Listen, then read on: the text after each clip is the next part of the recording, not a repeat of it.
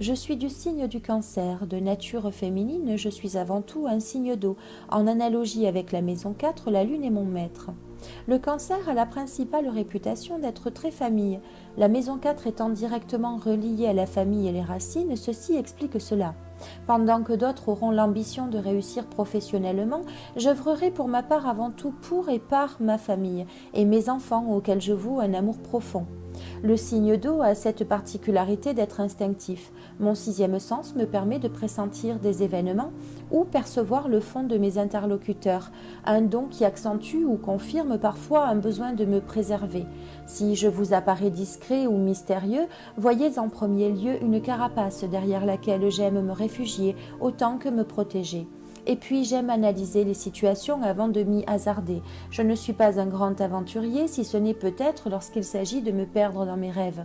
Mon imagination est très fertile. Elle me permet également de me ressourcer. C'est ainsi que je peux être fin musicien ou pur poète. Mais je sais aussi que la fertilité de l'imagination du Cancer peut l'amener au mensonge.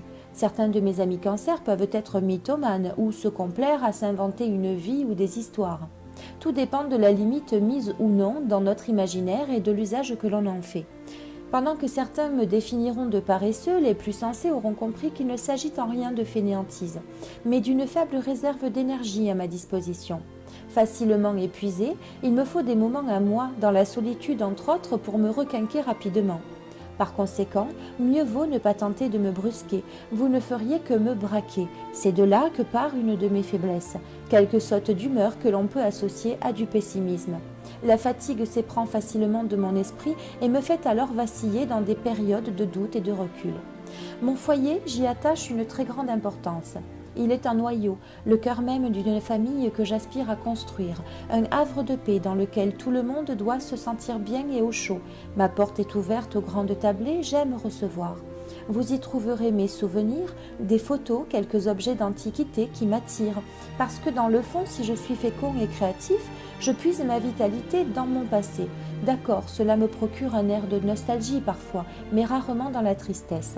Le danger, je le fuis. En tout cas, je ferai tout pour l'éviter. J'aime autant la tranquillité que me sentir sécurisée. Ainsi, je ne suis pas des plus vaillants. Mais ne vous méprenez pas, je suis une personne robuste, dès lors que je peux puiser ma force dans mes liens avec mes proches. Conscient de mes faiblesses, entre autres ma gentillesse, je passe plus de temps à m'abriter qu'à attaquer de front. Vous retrouverez ce genre de comportement dans ma façon de gérer l'argent. Si la peur n'évite pas le danger, vous conviendrez qu'il vaut mieux prévenir que guérir.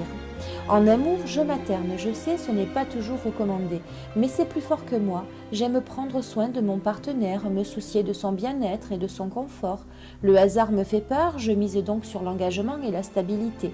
Si j'aspire à me sentir sécurisée, je fais toujours au mieux pour tranquilliser mon petit monde. Par contre, si je devais développer la peur de perdre l'autre, je pourrais me révéler jaloux. Vous l'aurez compris, je suis un protecteur qui aspire à être rassuré.